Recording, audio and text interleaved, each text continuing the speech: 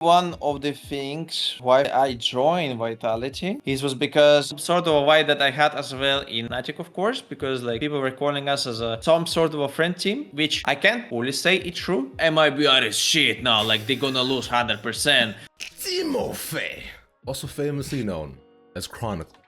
Welcome on in, brother. A pleasure and honor to have you again in a very different setting. Because every time I feel like I've gotten to talk to you, you've been like Timofey, also famously known as Chronicle. Welcome on in, brother. A pleasure and honor to have you again in a very different setting. Because every time I feel like I've gotten to talk to you, you've been like towering over me, looking down on me, I'd say, which I don't appreciate. I know I'm short and you're tall, but it's not cool, bro. What the hell? But how you doing, bro? How's everything, man? Like what's happening via Vitality now and not Fnatic, but obviously like I'm not sure if I can answer this question, but I mean it is quite funny. Like at this point to look at this, yeah, I'm in another team now. Exactly. It's cool, right? It's interesting. I do agree that like, you know, it's that's like the biggest question on everybody's minds, but we're not here to answer that. We're here to talk about you. Right? Because like what happened back then is like kind of your business and Fnatic's business, right? I'm not here to necessarily clear up any lines or like, you know, make sure that things like feel better about whatever. What matters is that we'll definitely talk a bit about Fnatic, right? But the ending and everything and why you're here is your business. Because I assume, and what I give the benefit of doubt of every single player is that you did the best for your career, your business, your life, whatever it is, right? Esports is a short-lived career, bro. Like, people don't play for that long, except Angel, and that guy's great. Like, but then even Angel had to call it quits sometime. But now he's coaching, which is crazy. Yeah. Like, shout out, bro. Would you ever want to coach someday? When you're done and you can't shoot anymore? I think I would say for now I'll say no, because I believe I'm better in other tasks, like than just being, for example, a head coach or strategic coach. I can see myself as a performance coach at some point because I have a lot of things that I share with this type of coaches. Like, I mean, in almost every single team I've been, performance coach is one of my biggest friends, like all the time, and we're consistently on the same note on many things. So like, I kind of see the team building in a way how they see it. And maybe, yeah, I will consider looking at that in the future. But honestly, like I have a lot of paths like where I can go after. So I mean, also I don't consider it now. Like why would I? Like I'm just only 23 and like thinking about retirement or like going into other roles. I don't know why I should. So yeah. Yeah, you're fine. You have your whole life ahead of you. You're 23, bro. Man, you're 23. Damn, that's crazy. I mean, everyone just thinks I'm like some old guy or I need to like switch roles or blah, blah, blah. But guys, I just like, if you all consider my age, I'm actually just in the esports now. So does it really matter? I don't think so. Like, and again, I hope in the future people understand that in esports, the age is just a number. Like, and I hope some examples in other disciplines where people already play for much more than in Valorant, which is kind of a new discipline. They will prove that like no matter which age you have, like that age number, it doesn't matter. You can just continue playing and you'll have fun. Everything else that matters is your motivation. I've been saying this. I remember one person who's like kind of suffered from that kind of stigma is like someone like Nismo, you know, who is like around 30 at this point, and like, you know, he's it's tough where he had trials before, but he doesn't get as many now, and I'm like, it's just like whatever. Anyways, that's side point, right? But I do wish him the best and hope you guys manage to be able to make it back up again. But you mentioned something interesting, right? And I know you can't talk a lot about it, but you mentioned that you've been working with the new team and so on, just on a very high level. How's that going? How's practices? How's scrims been? How's everything been so far? I think very good. Like for me, one of the things why, for example, I would say I joined Vitality is was because I really trust the coaching stuff and like the way how they deal with things. Like I was speaking with them for hours about like how you need to build a team, like what we really should seek in the team culture and the working mindset we should build in the team. Like it's all of these are very, very important parts to actually build a proper roster that like wants to win trophies, or like at least pretend that they want to get some trophies. And yeah, I mean, for me, what they do is really nice. And like, for example, we already like practicing for kind of 2 weeks, and we achieved a lot of progress. Like maybe people can see it by screen results on VCT Screams Twitter channel, which is not like particularly great, because obviously everyone understands that like screen results doesn't really mean that much, and also the score itself, like what exactly it gives. Maybe like the teams were practicing like the different comps that are might be not suitable, or they were testing some new unique ideas and they were trying to implement them, and it obviously takes resources, takes that focus, for example, from actually trying to win a game rather than practicing stuff. So in our case, like we had a kind of a rough week this time, like where I mean it's not even about scrim results actually, but like we had to focus on a lot of stuff like fundamentals, which includes like a lot of communication protocols, blah blah blah. Like we worked on all that stuff in these 2 weeks, and I think we really did a great job. And like we like while I went that deep into the working process of our team, I think I would say we are doing really well again. And we have a very bright future if we just continue working in the same tempo. Okay. So yeah. All right. So again, to go over like, so that's the big reason that you mentioned, right? Why you went over and like, wanted to kind of eventually go and come into Vitality, which is what you chose, was that, coaching staff you believed in, which is huge. And especially because if you can believe in the leaders behind you, then that means that you can actually believe in the future that you have in front of you. That's massive, especially because coaches, I find, decide so much for a team when it comes to comps and so on and so forth, right? And now, what I want to get from you is that what about them made you believe in so much, if you're allowed to say? Was it the vision? Was it the ideas? Was it just, like their faces? Were they just that handsome? That way? Yeah, I will just their faces are just way too great, so that's why I believe them. Yeah, they're just but I mean, I think it's a mix of different stuff, because first of all, we have a shared idea of how we need to play Valorant and overall build a team, as I said before. A second thing is that I can trust them as well. Like I saw the results before.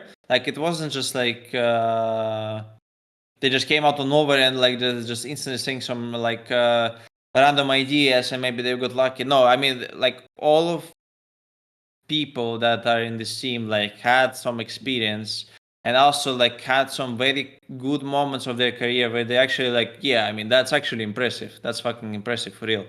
And for me that's like very important because I don't know, like in many esports teams, especially like in other disciplines, it's not in Valorant yet, but I believe it might be there in the future. There's a thing called respect, because I mean, obviously, like you always need to respect and trust your teammates, like coaching staff, blah blah blah. But like that's where the problem comes in, because like a lot of teams are actually struggling because of lack of respect to each other. And for me, having a person that is great at doing the job and also he is respectable in his team, it's very, very important. You just can't let that disrespect sink in the working process. Otherwise, the team will destroy itself. Like it's just 100%. I saw as well examples of that, and I just don't want to see that. So, like from my side, I obviously will try to support the team in a way that like everyone will feel or will be treated respectfully. And like obviously it means like if I'm from my side, I will respect everyone till the end. Like still like like if it will be the time where like we will have bad times in Vitality or blah blah blah, like and maybe like something bad happens, I will still respect people and listen to them until it will be over, because obviously like when it's over, but before that you still need to believe, trust, and actually work on it like till it matters. So for me, yeah. Okay. That's what I wanted to say. No, that's good. That sounds like almost like cathartic, that with what you mentioned, right? Where like how it sounds like there was like something just kind of stuck in you that you were like, okay, I need to just blurt this out, which makes sense, right? And that's a really interesting point that I don't hear a lot from a lot of different players, right? Not naturally, you know, players and coaching staff and so on and so forth need to maintain a certain level of like understanding and thinking, and like you mentioned, respect towards one another, right? What I want to understand from you is that from your own personal perspective, right? What perhaps, you know, not necessarily, I don't want you to go specifics, but I want you to just like say in terms of your ideas, is that like, what instances or what has caused you to lose respect for people, or is there something that could cause that? A difference, or maybe like, you know, not a shared vision of ideas, what I said before, again, about like one of the reasons why I chose Vitality, for example. Mm-hmm. Like when you don't have a shared idea, you can't get along on most of the things, so you have to argument. And that's where also another personal quality comes in, like your ability to discuss, try to maybe, you know, like sacrifice something and blah, blah, blah. Like a lot of things are going through that. And like you can lose your respect from almost everything, because sometimes some things that you are trying to work on with your teammates are absolutely unpredictable, and also the teammates themselves are actually not really predictable too. And like, you know, when someone just didn't really react to something properly, he could instantly lose his respect towards you. And vice versa. And like it's such a hard thing to talk about, because it's like some sports psychology right now, and basically that's a topic for hours, about how like not to lose that respect, or how to maybe maintain a healthy way of working on things, how on a healthy way of doing arguments in the team, because it's a very important part of the process of building a team. You can't really leave that part. You like there is no team that does no arguments. Like no one has like, you know, a fucking mega brain that is connected between each other. They have some like insane level of synergy. Like this is something impossible. And obviously everyone will have some arguments at some point, but like how people deal with them, how people act, that's very important. Yeah. And yeah, I mean, you just can't ignore that as well. And sometimes it also means that something that you believe is actually good might not be needed for that at that moment, for example, or might not need it for the team at all, just because people will not accept it. Yeah, at some point. It's interesting. Right? It's just rough. Yeah, no, I get that. Yeah, I mean, there's a lot of different scenarios, and like it's so non-linear about how you can build a structure in the team. Again, about respect, trust, blah blah blah, and you just can't predict almost everything. Even while talking with some players for hours, for example, like from coaching perspective, I would say, like you can talk for them with players for hours, try to build that like a proper roster, like perfect roster, I would say. You're collecting puzzle like piece by piece, actually finding the right pieces to enter them, and in the end, it still doesn't suck. I mean, it's just because, for example, like in the future, you just find out that, oh, that's something that maybe player said to me before is actually not really true, and he actually maybe lied, or maybe depends on the position, maybe scenario again, or like maybe he's playing official game. He's becoming absolutely different beast in a way that like he starts to do bad things, and you can't really fix it or teach him how to not do that, just because he is not accepting that mistake and blah blah, blah. I mean, again, that's such a big topic to talk about, and it's just impossible to cover. But I think people should understand that like it's a hard thing. Like almost every single roster is not guaranteed to win just because like they have a stacked players or something. It never works this way. You need to have some sort of a luck to achieve some good things. Yeah. And I think you pointed out keyword there, right, which is roster. And that's something that a lot of people have been mentioning, right? Not naturally, not everybody's announced just yet as of today, which is the 15th of November. So Now, without necessarily having like say every names, right? Just an overarching statement on why you believe in the guys. What about them so far has made you think like, you know what, these guys have it. I like them. First of all, they're hungry. Mm-hmm. Like everyone wants to put the work in order to achieve great things. And for me, it's very important to see that people are actually trying to work hard and they're happy to change themselves in order to be better, not for themselves only, but also for the team, which is a very great treat. Not a treat for like personal trait that like everyone needs to have at some point in their careers in order to be better and progress. Second thing, I think also in terms of not friendship, I don't want to say it's a friendship, but in terms of relationships, everyone is kind of a friend in the team. Some sort of a vibe that I had as well in FNATIC, of course, because like people were calling us as some sort of a friend team, which I can't fully say it's true. It's true because obviously we had a very stacked main core for a very long time. We also had players that are pretty much very positive, like, or at least they have a positive mindset out of the game and in game. But still, actually, it's fine. Honestly, like I can call them easily friends, and like, I'm just trying to properly compare them. And I think, like in terms of vitality as well, we also have this thing. And third thing again, it's just something new.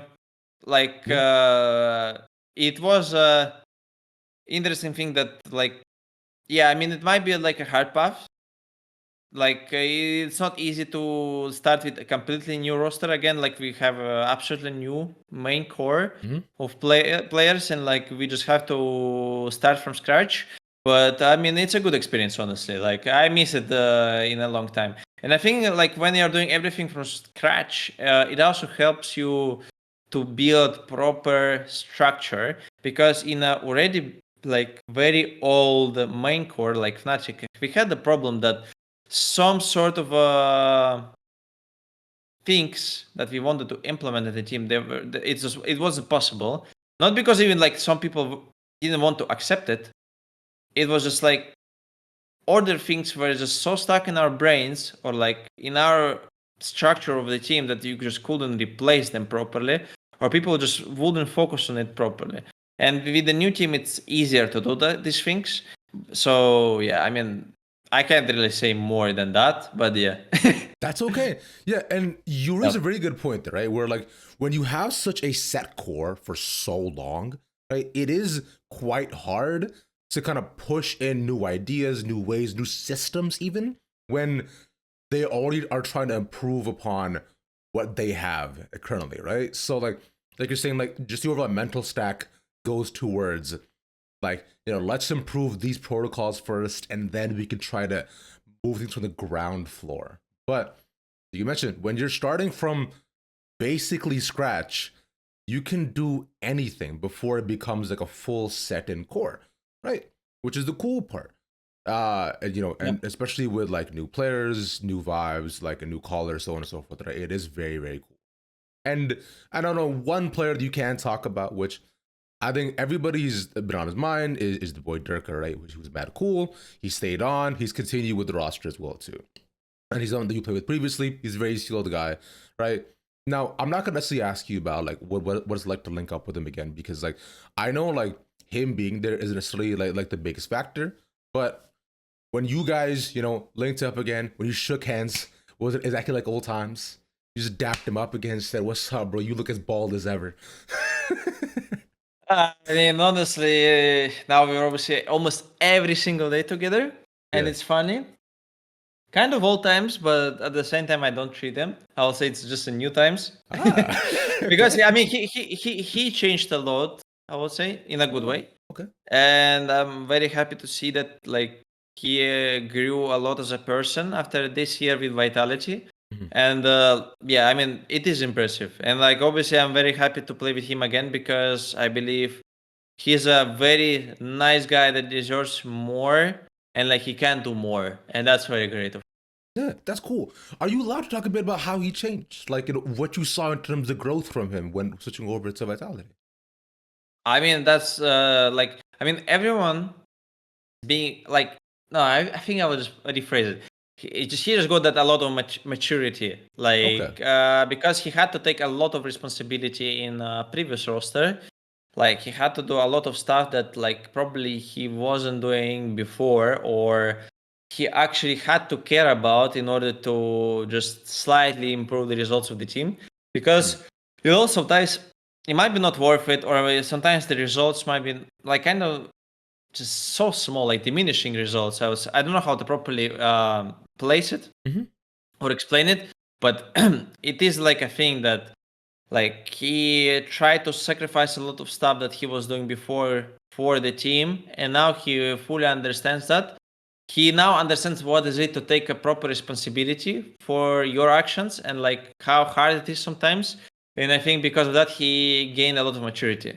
And right now, I mean, I don't want to say he's a veteran or something, but like, yeah, I mean, I was impressed a little bit, but how calmer he is right now compared to the previous days.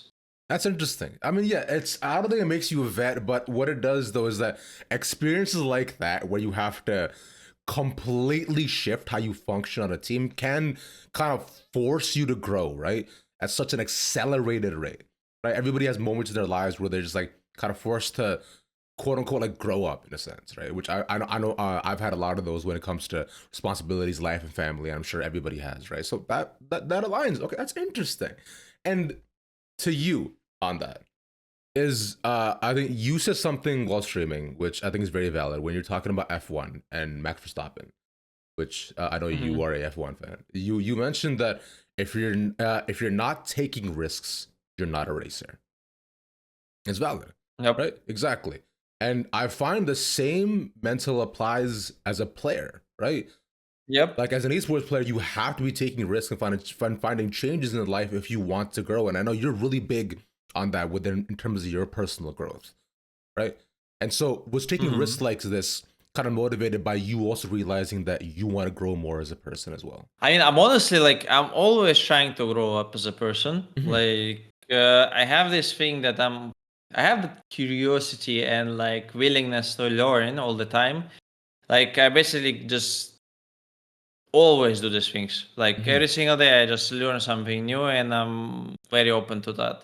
Okay. And like I also like, for example, again with Max Verstappen, like the way how he always tries to take a risk, like the way how he always manage to pull something crazy that people sometimes don't like, sometimes they are very impressed by him. Like I mean, it first of all, it is impressive, and second, like it just proves that like in order to achieve some great things, you have to do these things on a consistent margin. Like you just can't stop doing risks. And for me, like again about the risk management, you just always have to learn what is a great risk, and what's not. Like in the game, like such as a Valorant, you have so many moments where you just can't predict the outcome. Sometimes, so it's also like you have so many, how it's called, like factors and so on. I mean, yeah, I would say factors that like actually affect the decision making of you, and like you just can't throw them away. Like you have to always think about it. But if you will just not even do any risks, then you will definitely not even find out that you were doing great things or not. Like that's the most important thing that like I learned maybe already a very long time ago, that like no matter what maybe coaches are saying to you that it might be a bad risk or not, or like that like you don't need to risk there or here, but like sometimes some of these like this some of these sentences, some of these setups that like are going into your brain that you maybe don't need to risk, I mean, I would say the very least they are going into your mind in a kind of a negative way, that you might not need to risk, and that's a big problem. Like sometimes you have to still try to find out what is like the perfect balance of your risk in order to actually win some more runs for your team.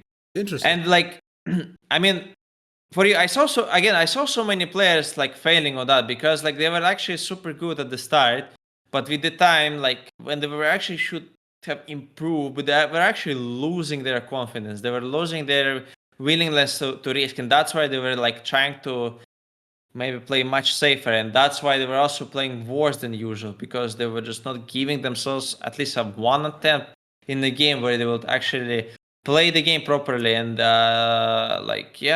just try to win around for your team. It applies to everyone, and in particular, and I am myself. I think I had maybe some moments in my career where I also had problems with risk management, in order that in that way that like I was maybe scared to take a risk, but I think I dealt with it quite well, because I don't know. At some point, I started to go into the officials without being scared about like losing the rounds. Like I was thinking about it in a way that like, yeah, I mean, I might lose a round right now. I might lose a match right now, but does it really matter in a long-term perspective? I mean, doesn't. It doesn't. Like if I will win a match, if I will do a great decision making at the end of the day, people will like it. My team will like it, and I will find out that these things were great. If I will not do that, obviously, like nothing will happen at the end. Yeah. And exactly. I mean, it's already bad. So yeah. Yeah, it's so like in essence, right, where a player's desire to win somehow ends up superseding their want to like take risks, make exciting plays, or do things that could possibly allow them to win. In essence, right, where it's like it's a weird, kind of balancing act that kind of comes in where like you assume what's the safest play and also allows you to be able to get a dub, but then sometimes the safe play, the easy play, or like playing off site, off all doesn't necessarily mean that it's 100%. So it's valid, and also moments like that where you take risks are what make some of the most exciting moments in the game, right? On another end, right? Speaking of risks as well, you also mentioned this previously, is that it's not like EMEA has to be your end all be all. You don't want necessarily be locked to this region your whole life, if possible, where there is stuff out there you want to explore. Let's say you finally got the chance. Let's say the Vitality offer didn't come. Where next, Chron? Where do you see yourself next? Do you see yourself in China? No, I mean, jokes aside, if it will be a decent project, maybe, but I consider only teams that are like, I mean, I'm only considering projects that has the same idea as not the same idea, because it can't be just 100% the same. Mm-hmm. I would say like similar idea of how to build project. Like, like many of the reasons why I joined Vitality, I said to you already. Yeah. I shared the idea, and it just applies to almost every single team I would look at in the future, maybe, or even like right now if I didn't have a team already. Like it will be just like, yeah, I mean, is this team great? Like in terms of mindset, like how they build a structure, blah blah blah. All these things again for me is very important. It's just basically a starting point for almost every single conversation. Like I just want to know how the team was built, like on what things it relies the most, and like what's the strongest points of every single roster. Like in the strongest points, it means like not the players itself. It's just like more about like main focuses, directions where the team will go, like where they will try to be maybe better than any other team. Okay. Like maybe strats, blah blah blah. Like I mean individuals in some way as well. Like mechanical gameplay. Like very like you'll just play more about talents like in the team. And like again, there is again multiple factors into it. But the point still stands. Like for me, it's very important, and like I will consider every single region that like has a team that are capable of doing that. Okay, all right. So yeah, that's fair. So then, on let's say not not a serious note, but on a very light note, then from the projects you see right now, which team would you want to come to, Chron? Are you going to come to NA and save us again and give us our third champs trophy? Well. Or for what you see? I mean, Energy of course looks great. I mean, no joke. I mean, they obviously. I mean, I know Bunker. He is a very great guy, and like, great coach. I know how he builds the team, and like he deserves like the praise, and especially they deserve champs this year, of course. Like who else? I mean, Sentinels went with a very interesting path. Like I was surprised with the roster, and honestly, like their results are not bad, not bad. Like what? Who else will be? Like I think everyone else, I'm not really sure because most of them, maybe except for 100 Thieves, also 100 Thieves, I would say like they're building an interesting project. With some rookies and shit. Like, it's pretty good.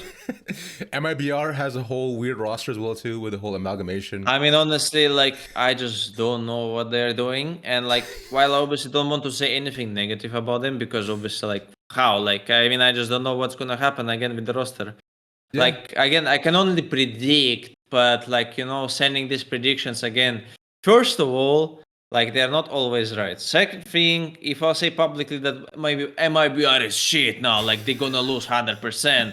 I mean, of course, it's not. First of all, I don't think this way. No. Second thing, like, again, it's impossible to predict.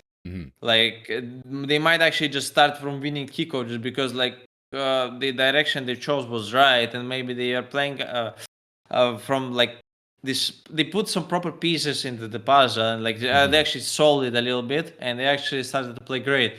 Like because they had their moments. Obviously, from like public perspective, this roster looks like a bit of like not a mess, but just interesting mix, to say the least. Like that, obviously, like how this roster is gonna work, blah blah blah. But I mean, honestly, I saw everything already in this game. Like, it honestly doesn't matter what you build sometimes. Sometimes it just might work. And sometimes even with the best roster, it will not. That's like, that's just sad. That's just sad. Yeah. Reality. Yeah. I mean, again, that's shit. Yeah. I mean, if you remember my words about luck, sometimes like some people are more lucky, some people are less lucky. And that's how you should think about it. Yeah. Like, you are getting into esports sometimes purely by luck. You are winning tournaments sometimes purely by luck.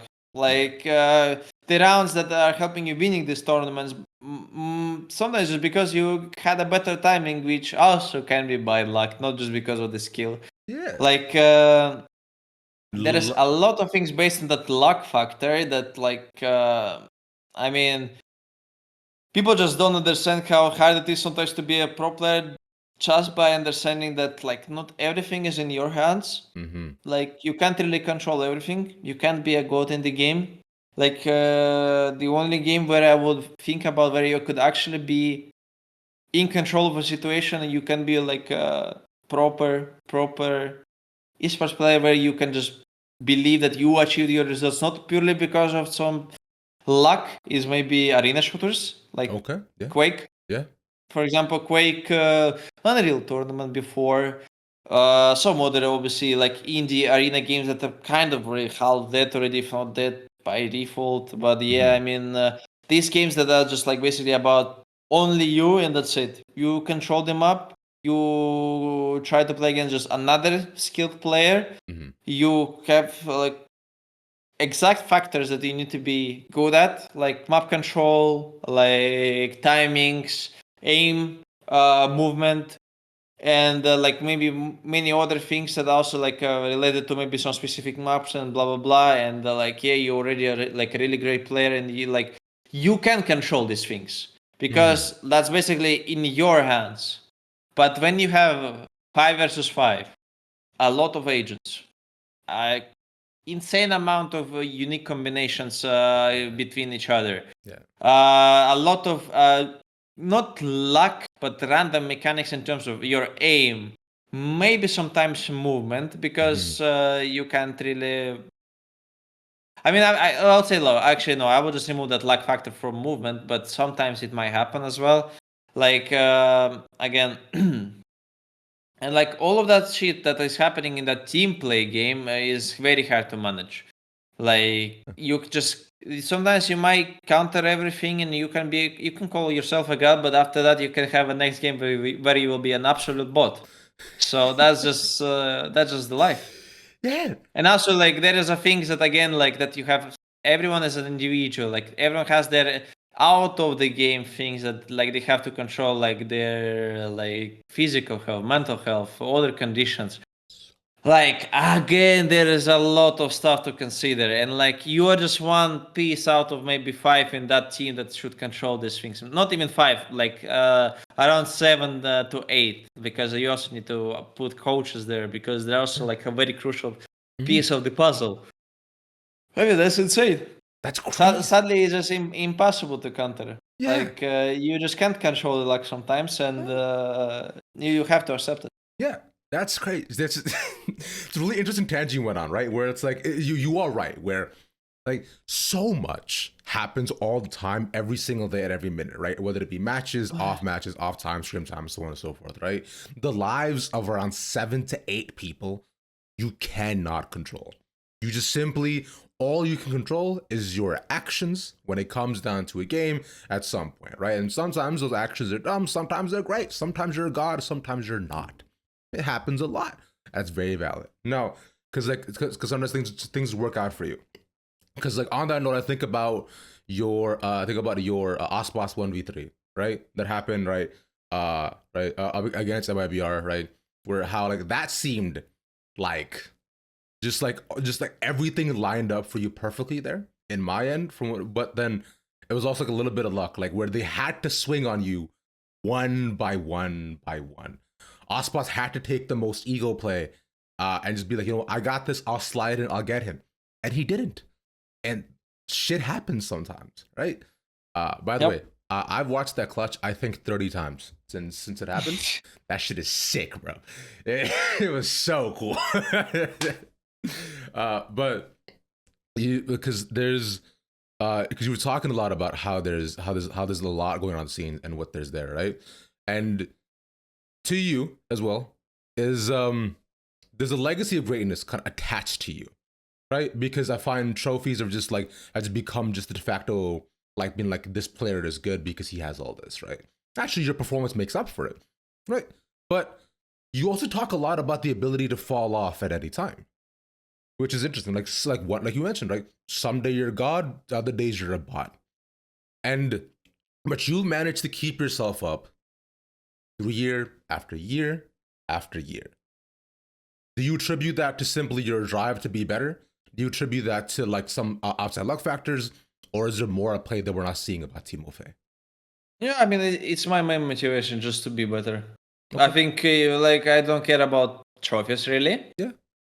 I consistently repeat that maybe in interviews or like also for my teammates. Mm-hmm. That like they also should focus not on the trophy or wins particularly, but on things that can help them improve. Mm-hmm. Because like that's what makes you win trophies, but not thinking about like winning it, because you already have enough motivation to be better in the game. Why would you think about getting that champs trophy or something? It just distracts you from getting that actual goal done, rather than you just kind of you're just wasting time with it. Yeah. Like for me, I always believe that you need to give 100% on almost every scrim, and like just try to work hard or like work smart, and like everything will come naturally. But at the same time, obviously, like I can't deny, obviously everyone wants to win as much trophies and blah blah, as much as possible. Like some people might not believe, obviously, that I also like don't really care about the trophies, and they might be right at some way, because obviously it's still nice to get some trophies, but like for me it's like, this is some sort of a side quest.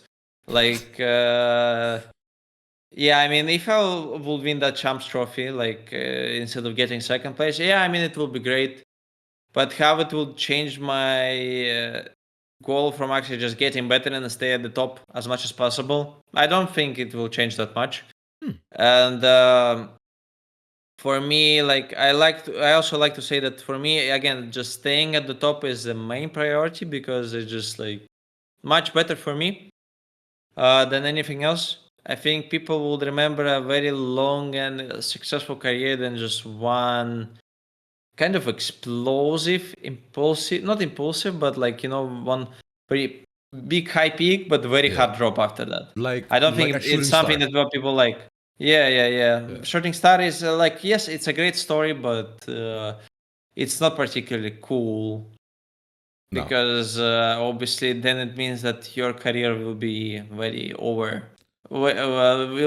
very fast. Yeah, and that's something that I will never want to have. Yeah, we've seen that happen a lot in Valorant's lifetime, right? We can go back to Ascend and their roster and how things are just kind of tanked from there, right?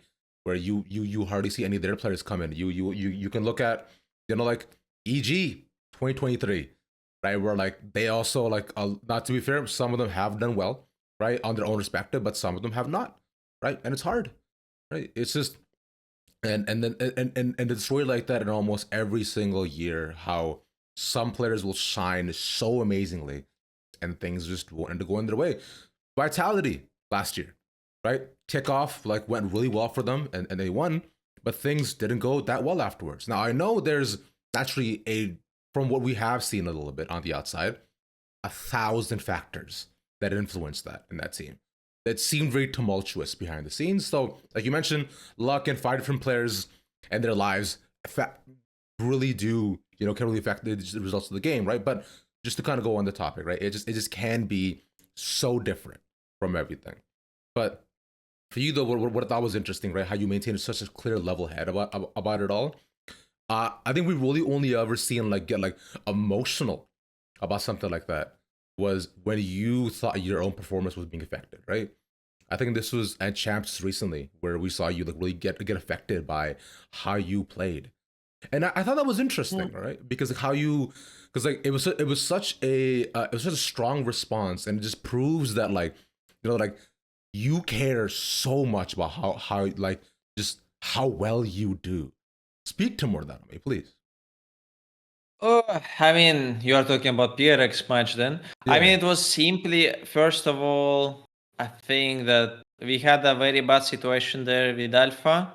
Yeah, that was where we had to play with Oma at the end of the day. Mm-hmm. And obviously it was kind of a very unlucky because we were on a very good streak. We were just not losing. We were doing so well. And obviously right now we are getting another challenge where we already were facing one of the best teams in the world at the moment. And after that, we need to also play with the standard, which is already unfair. And we still wanted to win that match. I specifically, obviously, really wanted to. Mm-hmm. But at some point, it was again from what again, almost everyone is not kind of secured. Is that you everyone at some point might have some thoughts of that distract them from actually playing the game. That for me, it was a thing that I thought that I need to maybe play much better. I need to do maybe more than I need to do in order to win that match. Mm-hmm. And I need to try my best, blah blah blah. And maybe it affected me in some way that I for example map one I just failed miserably. I played so bad there, and while obviously not everything that I did there was particularly really bad, but I knew I could do much better. And on a contrast with that map, I had 2 absolutely insane full carry maps where I actually did what I really wanted for myself to do before. And I was so happy about it, but also so angry that I knew that I could do it even on map 1, but I was just I just didn't do what I needed to do. And that was obviously also very emotional just because it was a huge mix. I had this border between so shit and so good, and it was obviously very interesting. Yeah. But yeah, but that's cool.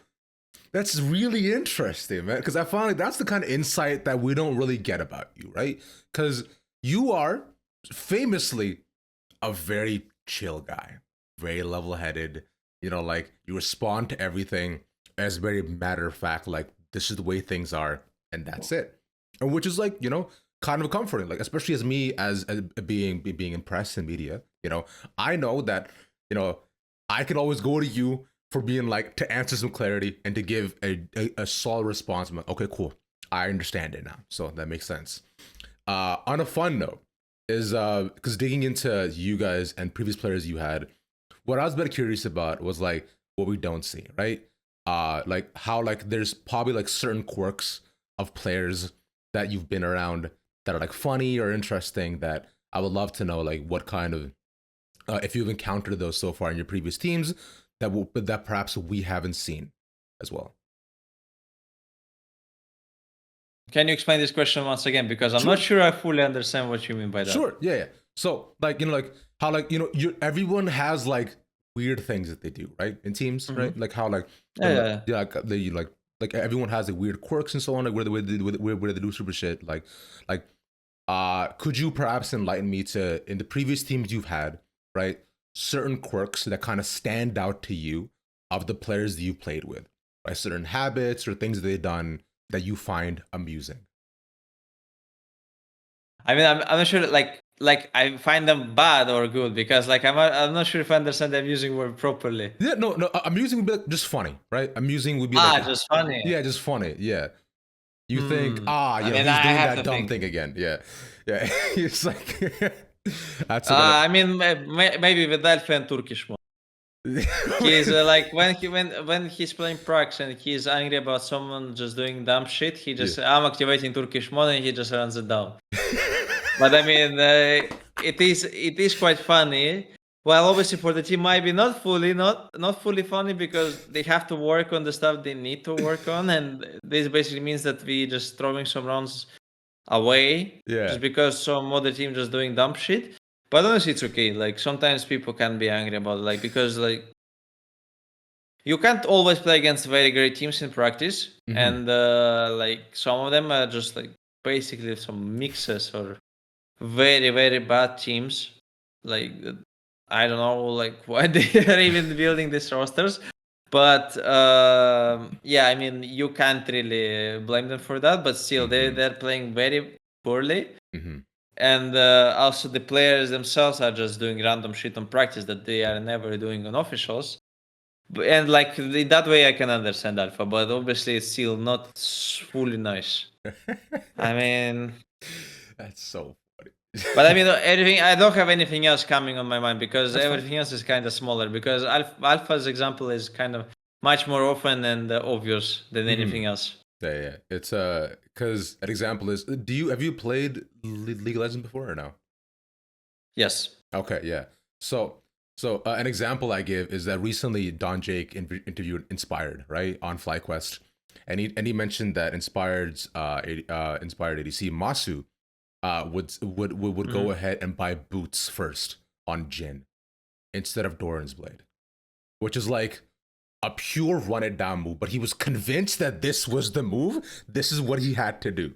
And he argued about it for months. And it was just a weird, strange idea that he was so attached to and wouldn't let go of. But like, it's so fucking stupid that you'd buy boots on an ADC. But it's like, but he was, hey, he's a much better player than I'll ever be. But it's just like, yeah, that was his like crusade. Like he needs to prove this. Eventually he gave up on it. But like it's dumb shit like that, which kind of reminded me of things like this. But maybe he needs to buy. Maybe it helps him to dodge some shit. No, bro. You buy Blade, man. You buy Blade. No. I'm gonna help you stay on that point now. You need to buy boots on ADC. If I'll go LOL next time, I'll just go ADC and I'll buy boots. Yeah, fucking enter your team, bro. Yeah, dude. If I see my ADC buying boots first, I'm running it down. I'm not trying. FF15 or what? Yeah, 100%. I'm like, cause I'm playing jungle. I'm not ganking you once. Suffer, like, cause you buy boots. Okay, nice. That's a very nice mentality, by the way. Yeah, thanks. I'm playing. But on a bit of a lighter note, right? There's a bunch of fun stuff, right? That I personally wanted to see. Is like moving on from the team. Is I wanted to give a bit of a reflectionary note, right? What are some big lessons that you've taken from moving on from FNATIC to just that you applied to yourself as a player? Just big overarching macro lessons that you're like, I guess I am this way now. Always look at the situation from different perspectives. Okay. Like I always try to consider now like how people from other sides of the conflict, I would say not the conflict, but you understand me, like how they look at this situation and like what points you can actually pick up from that side and try to maybe explain them, like, or try to maybe interpret them in a proper way that people understand you and your point, because not everyone is thinking in that way. So like you need to take care of it. It just helps you in terms of, like, I don't know, building proper discussions about some stuff in the team. Again, like, it might be some crucial moment in the game where like you can have some hard discussions about what, like, was it right or not, and like if you can just actually look from both perspectives and give a proper unbiased answer, it's like something that like barely anyone have in the world.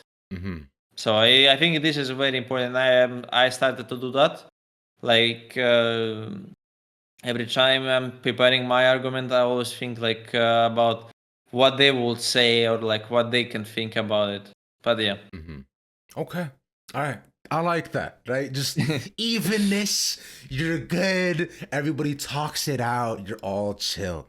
It's just, yeah, it kind of like reflects on you, man. I found a couple things last year as well, just to kind of like wrap things up in a little bit later, in a bit. I know you're a big gamer, right? Yes. All right. What are your top 5 games you've ever played that have had the biggest effect on you? I can only say top 1, maybe Fear. Really? Fear? Why Fear? My first game. Ah, okay. All right. And that's funny because I played it like as a 5 years old, and Fear as a 5 years old might be quite an interesting game, you know? Yeah.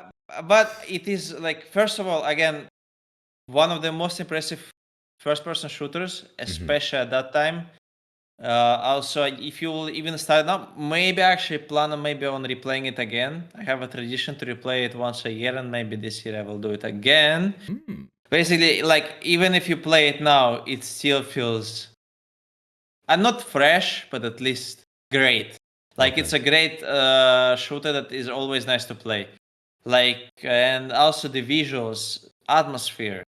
Like, probably it was also the first horror shooter as well, like a proper horror shooter that made this genre mainstream.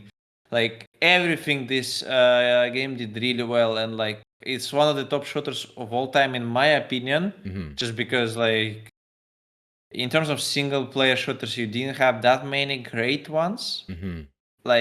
Like if you think about first person shooters, what first comes to mind in your mind in terms of single player? It will be Call of Duty, probably. No, mine probably was I'd say mine was Killzone, or like I mean, Killzone, honestly. Yeah. I mean, I respect that take, but it is I mean, I like Killzone 3. I liked it a lot. I love the story.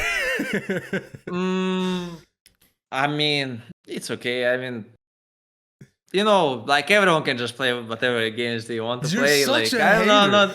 You're such a hater. What the fuck? Killzone is good, bro. No. I mean, Killzone is good. Killzone is good, of course. But I will never think about it as some like impressive, innovative FPS. Okay, fine. Like, sure. About Half-Life series, you can think about this way. About Doom, you can think about it this way. Yeah. About Fear, you can also only the first part, but you can't think about it because like it just made it as a proper genre.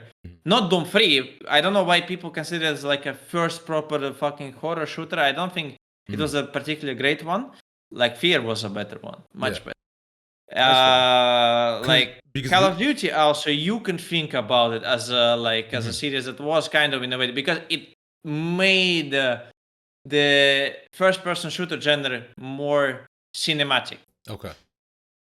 Right. Battlefield, I find like Battlefield is not fully single player, and also like again, what's the innovation there being maybe more realistic? The scale of it, the warfight. I mean, it's huge, but other than that, yeah, I mean, it's like another arcade shooter.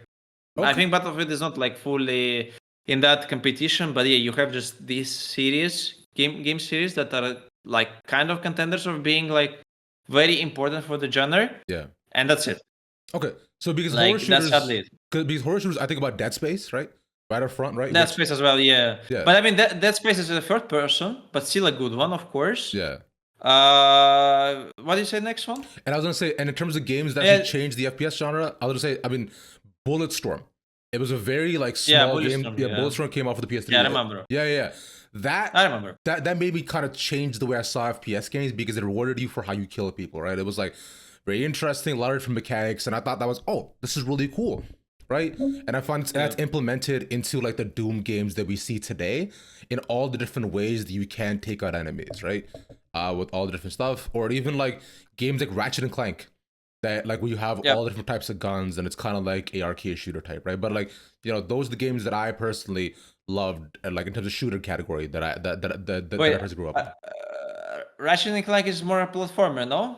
The recent times right now. I guess it's a platform shooter. Yeah, it is. Yeah, because like, yeah, I guess you could think of it more like a platform in a sense where it's like you are kind of moving through worlds and like, because the main mechanic essentially is just like, you know, like using different guns to take out enemies in all like the different ways you have possible. So it's not so much a shooter than it is like. I mean, honestly, then Donkey Kong Bonanza is insane shooter. Donkey Kong Bonanza is my favorite shooter. Yeah, you know what? I agree, Chron. I agree. The greatest shooter ever made. Yeah. And final thing. What do you? Favorite players you ever played with? Favorite players. Leo, 100%. Kayak, Derke, Nuts, Redgar. I mean, almost every single teammate I think you actually played with, they're all nice. Okay. Like, I mean, like I just can't say the names. I obviously say kind of in the top maybe, or not even the top, but like recency. Yeah, I don't know, honestly. Like I never had like really some sort of a big conflicts with almost everyone in the team. Oh. Like that's why I also think I can consider all my teammates friends. Yeah. First of all, obviously. Even all the Fishka guys that you played with, all the Fishka Tom guys. These ones, Gray everybody. Yeah. I mean, I didn't play with them for that long. First of all, yeah, true. And also, obviously, that the level was different there, like, and the way how we treat the competition. So, like, I can't say anything. We never. I mean, with Gray, I obviously was talking before. He also was in Gambit in 2022 as a coach. But yeah, I mean, other than that, I wasn't speaking that much with anyone else after it. Like with Enliar as well. Like, so I just can't like say anything about it. But yeah, other than that, like with the teams that was for years, like Gambit and FNATIC, they're all great. I mean, I agree. Gambit is all fun. There are also certain moments I think about. Like I've seen in interviews of like, you know, spoil bottle. Sorry. Interviews of you just like being weird. I think there's like one with I think you were Nats where like one of you guys crawling in the background. Like I was crawling, he wasn't. Yeah, you were crawling. That house seemed so insane. Holy shit, man. Okay, but I was gonna say we have reached quite a long time, so I will not hold you anymore, Brother Chronicle. I appreciate your time a lot, man. This was a lot of fun. No problem. It was extremely insightful, and I had a lot of fun. I hope you had fun. If not, my bad. Leave me a bad review, bro. I don't know. Fuck it. Okay. Sounds good. Yeah, just I'll just do it as soon as possible. Yeah, call me out on Twitter. Yeah, it's fine. Yeah, just tell me that shit. No, I will just go to play my favorite person shooter now of all time. Yeah. Donkey Kong Bonanza. I love Bonanza. Yes, sir. Thank you so much, man. You take care, and we'll see you soon, man. GG's. Bye.